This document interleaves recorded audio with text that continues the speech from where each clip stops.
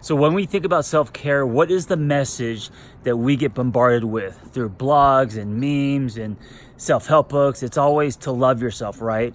And I actually don't like that because, first of all, it's loaded because we are saying that you must love yourself.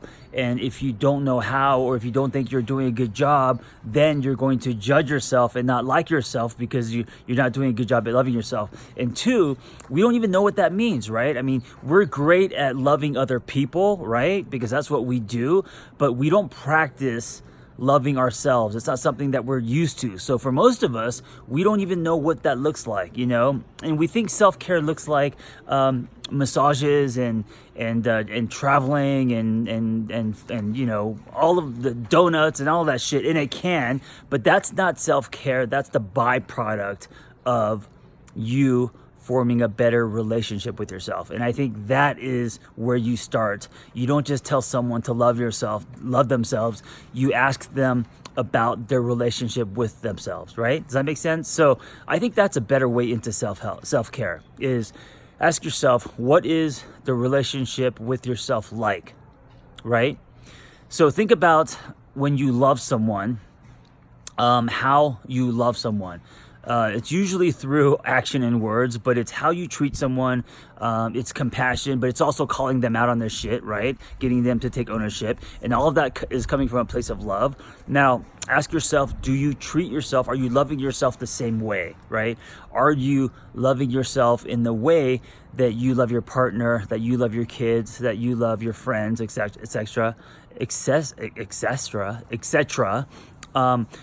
And the answer is probably you're not because you're not practicing that, right? So self-care to me means building a better relationship with you.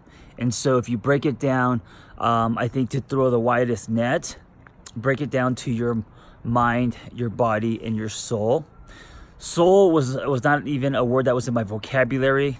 10 years ago, Seoul was basically where I came from, Seoul, Korea, right? It wasn't like, I didn't feel like I had a soul, but I think soul is everything. So your mind, your body, and soul, and ask yourself, what is your relationship like with your mind, with your body, with your soul? How are you treating your mind? How are you feeding it? How are you treating it? And of course, that includes all your cognitive distortions, being aware of your thoughts, and if you're drowning in them, creating distance, right?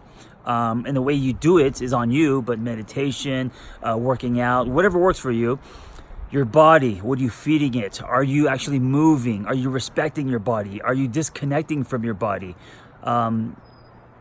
And also with mind, like, how are you talking to yourself? Are you assassinating your character? Are you calling yourself an idiot and a dumbass and all of that stuff? Because if you are, you're definitely not establishing a better relationship with yourself. And then your soul. How are you feeding your soul? Are you doing things because you feel that you should be based on old blueprints and other people's wants for your life? Or are you doing things out of passion and fire and things that are honest to you, that line up with your story? Right? How are you feeding your soul? And it doesn't have to be big things like big career changes or anything like that. It can, but it could also mean little things, you know, things that you thread into your day. It could be a motorcycle. Like for me, it's a motorcycle ride. It's a coffee with my friends. It's, you know, whatever I feel that I need that's going to make me feel alive. Right? So going back to this idea of self-care and loving yourself, instead of forcing yourself to love yourself, which most of us don't know how to do, ask yourself how you can start to build a better relationship with yourself, right? Ask yourself how you can start to trust yourself again. Ask yourself what it looks like to know yourself, to drop into your body, to dance with yourself. And I think that it's easier to love someone than to like someone. And it's the same thing with us, because a lot of people may be asking, well, how do you do this if you don't even like yourself? Well, loving yourself is a choice, right? Building a relationship with yourself is a choice, which requires effort and a daily practice. Liking yourself, I think, is a byproduct of that, right? I think you could get to liking yourself if you start to build a better relationship with you. And the way that you do it is, or one way that you do it is, break it down to your mind, body, soul. How are you feeding those things? How are you treating those things?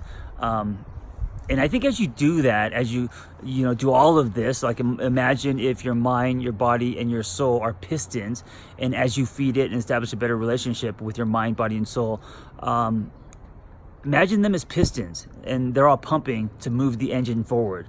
And as the engine moves forward, right, your potential grows. You connect more to you, and eventually, you start to like you.